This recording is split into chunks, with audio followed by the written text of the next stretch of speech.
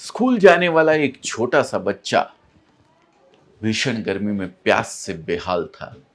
पानी का नल सामने ही लगा था, पर मजबूरी थी कि नीची जाति का होने के कारण वो उसे छू नहीं सकता था। उसे बस एक ही सूरत में पानी मिल सकता था, जब स्कूल का चपरासी नल से पानी निकाल कर ऊपर से उसके गिलास में पानी डालकर उसे भर दे। लेकिन दुर्भाग्य से चपड़ासी भी उस दिन छुट्टी पर था।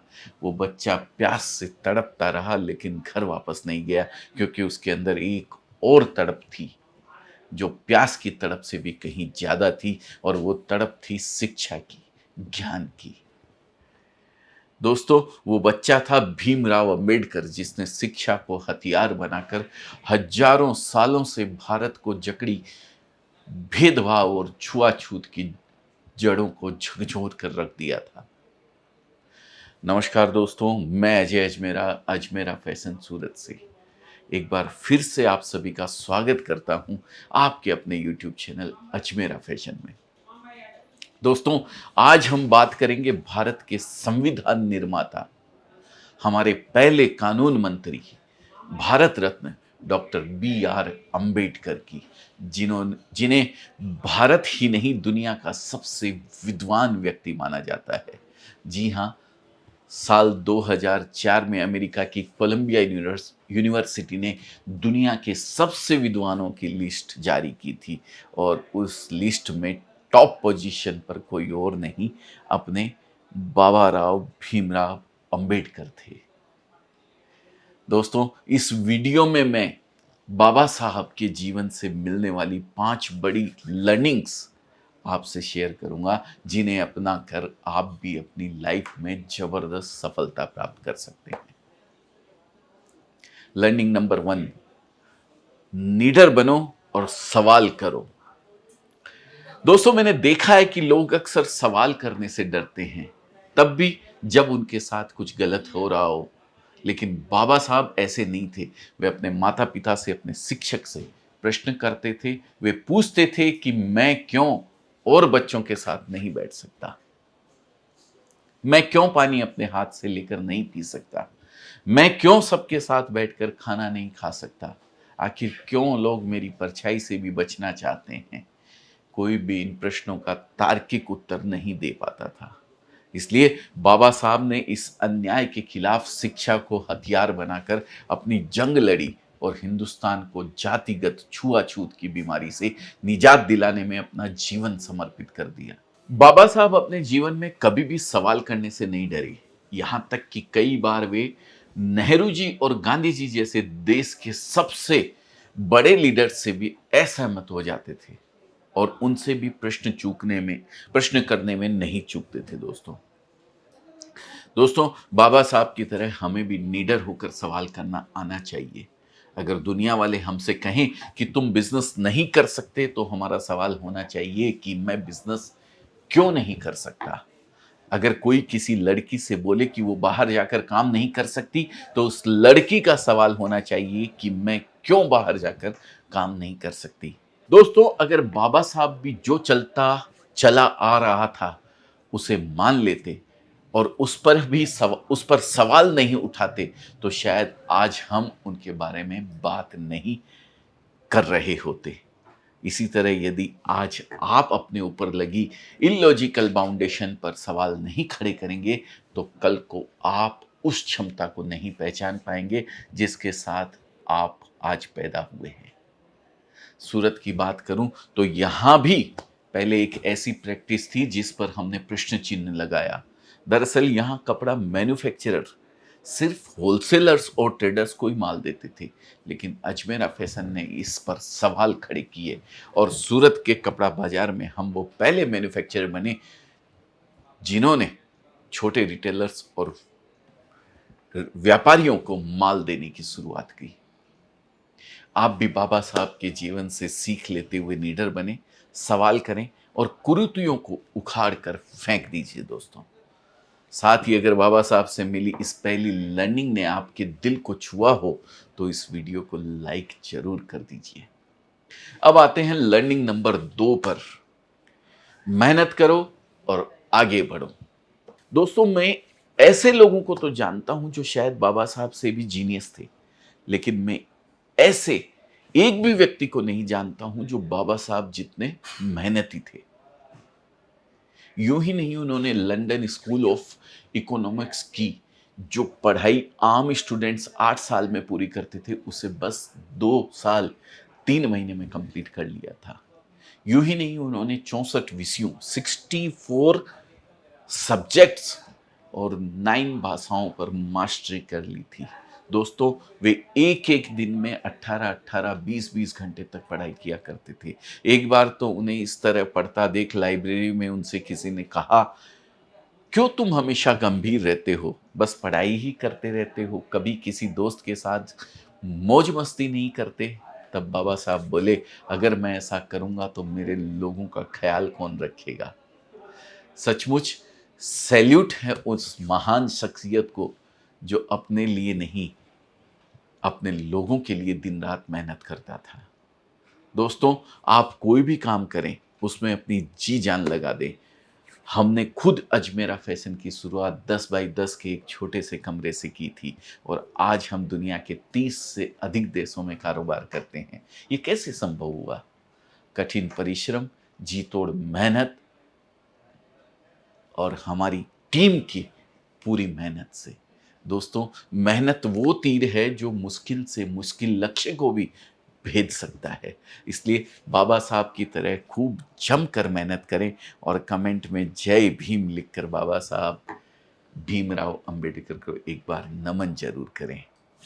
अब आते हैं बाबा साहब अंबेडकर से मिलने वाली तीसरी लर्निंग पर। न थमो न रुको, चलते रहो। दोस्तों, अक्सर लोग कुछ न कुछ कर पाने का दोष अपने हालात को, अपनी मजबूरियों को देते हैं, लेकिन बाबा साहब ने कभी इसका रोना नहीं रोया।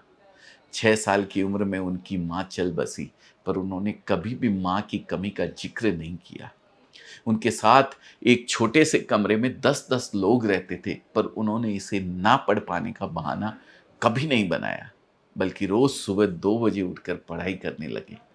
छोटी सी उम्र में शादी कर दी गई, पर वो घर गृहस्थी में ही उलझ कर नहीं रह गए।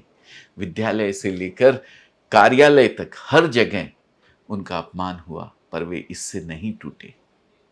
उनके 5 में से 4 बच्चों की असमय मौत हो गई। कम उम्र में पत्नी भी भगवान को प्यारी हो गई।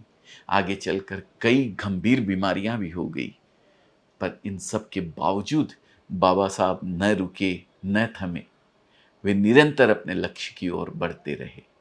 यही नहीं, बाबा साहब संविधान के माध्यम से ऐसे ऐसे रिफॉर्म्स लेकर आए जिनका फायदा हर भारतवासी को मिला। शायद आपको जानकर आश्चर्य होगा कि उन्हीं की वजह से फैक्ट्रियों में कम से कम 12-14 घंटे काम करने का नियम बदलकर सिर्फ 8 घंटे कर दिया गया था। वो बाबा साहब ही थे जिन्होंने महिला श्रमिकों के लिए सहायक maternity benefit for women labour, women labour welfare fund और women and child labour protection act जैसे कानून बनाए। दोस्तों, पैसे न होने का रोना, अवसर न मिलने की दुहाई, हालात सही होने का इंतजार, ये सब कमजोरों की कहानी है। इनका साथ छोड़ो और बाबा साहब की तरह न थमो न रुको, बस अपने लक्ष्य की ओर बढ़ते रहो।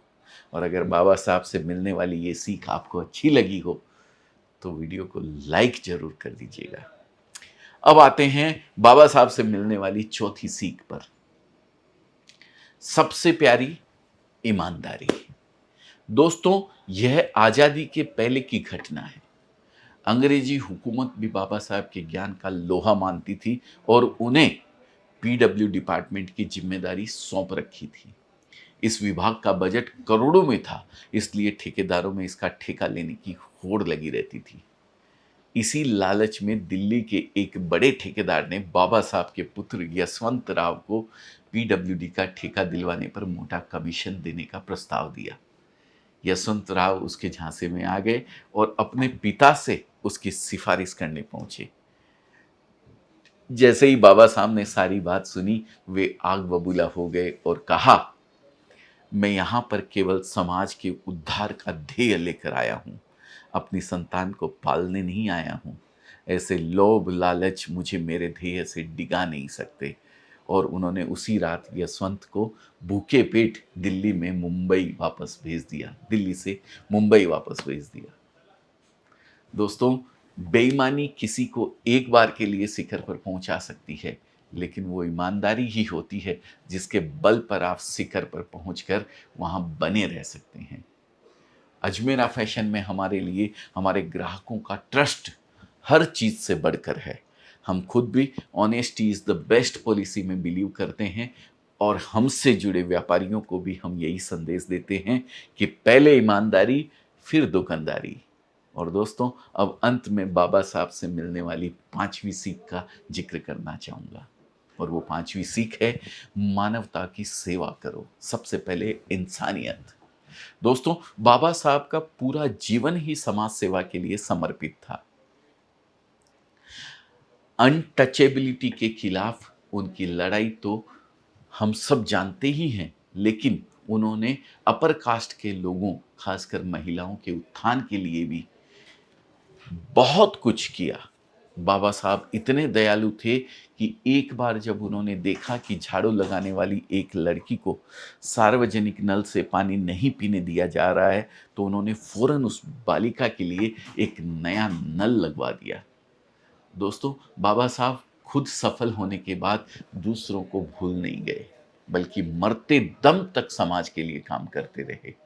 हमें भी उनसे समाज को वापस देना सीखना चाहिए। हमें अपने काम से, अपने व्यापार से जो भी लाभ मिले, उसका कुछ हिस्सा समाज सेवा पर जरूर लगाना चाहिए। दोस्तों, हमें भी उनसे समाज को वापस देना सीखना चाहिए। हमें अपने काम से, अपने व्यापार से जो भी लाभ मिले, उसका कुछ हिस्सा समाज सेवा पर जरूर लगाना चाहिए। और कहते भी हैं, खुदा भी अपने रहमतों की उन पर बरसात करता है जो जरूरतमंदों के लिए मदद का हाथ रखता है।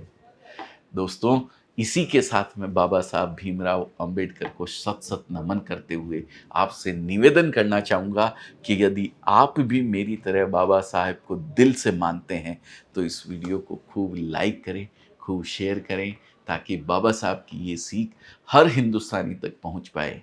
बाबा साहब अमर रहे, उनका जीवन आने वाली पीढ़ियों को इसी तरह प्रेरित करता रहे। इसी मंगल कामना के साथ मैं इस वीडियो को यहीं विराम देता हूँ। जय भीम, जय भारत।